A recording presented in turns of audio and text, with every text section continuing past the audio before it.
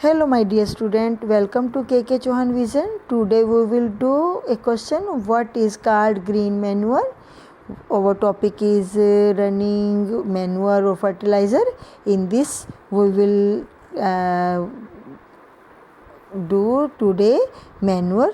Before manure we have discussed fertilizers and two types of fertilizers, manure. In this green manure, compost manure and dung manure.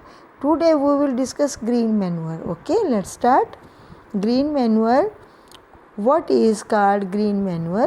तो इसको कैसे बनाते हैं, देखो, before growing the crop seed, ठीक है, जो फसल हमने उगानी है ना, उसको भी बोने से पहले हम क्या करते हैं, जो हमारा फील्ड होता है ना, उसमें सन हेम्प, ग्रीन ग्रैप या फिर सोरगम, इसको ज्वार बोलते हैं, मूंग की दाल, या फिर सन जो होते हैं वो, है ना, ये भी एक टाइप की ग्रास लाइक फसल है। तो इसको उगाया जाता है, और जब ये 1-1.5 फुट के हो जाते हैं, 2 फुट के हो जाते हैं, तब क्या करते हैं, वापस इसमें वो क्या कर देते हैं, प्लोइंग कर देते हैं, हल चला देते हैं। और ये जो प्लांट्स बने थे 1-1.5 फुट के बने थे ना, जो हमने उगाए थे, इनके मूंग की या ज्वार के या सोरगम के या सन हम के, तो ये जब 1-1.5 फुट के होते हैं तो वापस प्लोइंग कर देते हैं, हल चला के इसको फिर खेत में ही मिला देते हैं।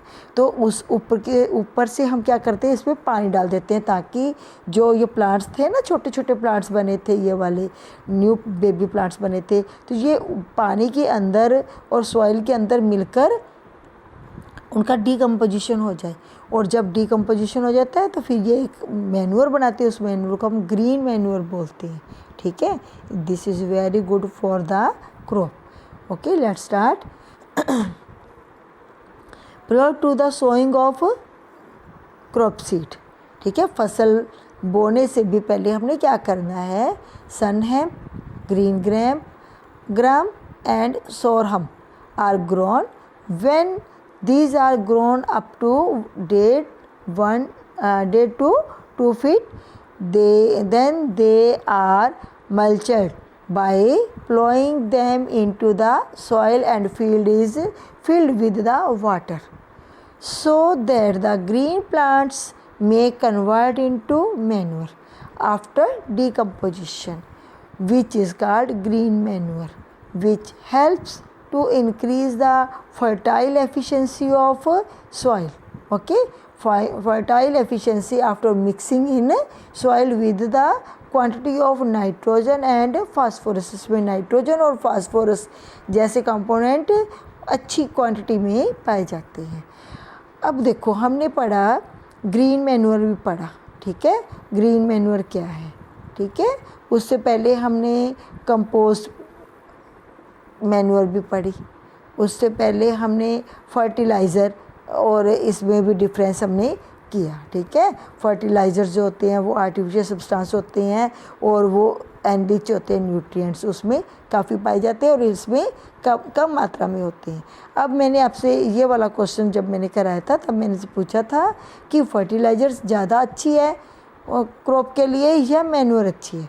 तो अब यही क्वेश्चन इस फॉर्म में मैं यहाँ पे पूछ रही हूँ, fertiliser is a necessary evil how, ठीक है।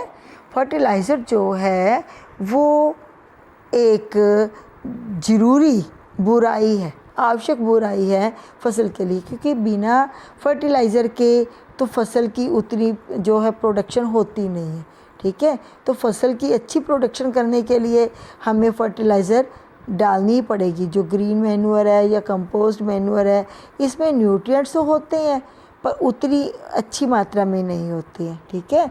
तो क्योंकि हमारी पॉपुलेशन बढ़ रही है तो हमें प्रोडक्शन भी ज़्यादा चाहिए। वैसे भी जो फार्मर है वो फार्मिंग तभी करेगा ना जब उसको अच्छी प्रोडक्शन होएगी।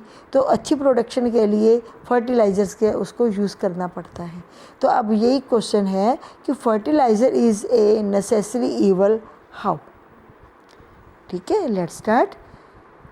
Being the decreased fertility of the land, it has become necessary to use a fertilizer in land because manure are not available in the demanded quantity. Use of fertiliser is also harmful, हमें पता है fertiliser का use harmful है, because fertilisers are float away with the irritative water and mixed in water resources and which cause water pollution. ठीक है, fertiliser जो हैं वो जो सिंचाई वाला पानी उनके साथ मिलकर हमारे जो वाटर के रिसोर्सेज है जैसे रिवर्स हो गई, पॉन्ड हो गए, वहाँ तक आ जाते हैं और वाटर पोल्यूशन का कारण भी बनते हैं। Continuous use of fertiliser in the area decrease the fertility of soil because the organic matter in the soil is not replenished। क्योंकि हम मैनुअर नहीं डाल रहे तो रिप्लेनिश नहीं हो रहा, फर्टिलाइज़र डाल रहे तो रिप्लेनिश नहीं ना करते सॉइल को ये। And the life cycle of the micro organism is hampered, और माइक्रो ऑर्गेनिज्म जो सॉइल को रिप्लेनिश करते हैं, ठीक है, तो उनका भी लाइफ साइकिल जो है वो प्रभावित हो जाता है। ठीक है, yielding of good crop production in short term by using fertiliser is possible.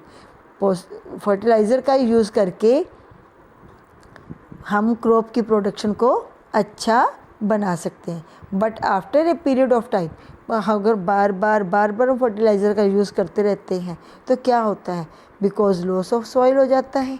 Hence fertiliser is a necessary evil. यही कारण है कि फर्टिलाइज़र जो है एक आवश्यक बुराई है। फर्टिलाइज़र की हमें यूज़ करना पड़ता है ताकि हमारी क्रॉप की प्रोडक्शन जो है वो बढ़ सके, ठीक है, गुड प्रोडक्शन हो सके।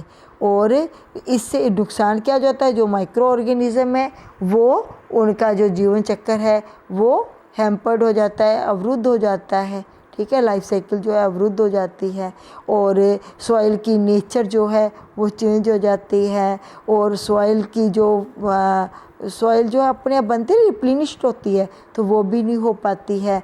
इतना नहीं है, जो एक्स्ट्रा फर्टिलाइज़र जो होते हैं वो वाटर के साथ फ्लो करके वाटर पोल्यूशन का कारण भी बनते हैं।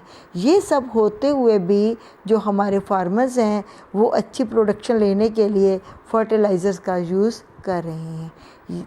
तभी ये क्वेश्चन बना है, fertiliser is a necessary evil and how.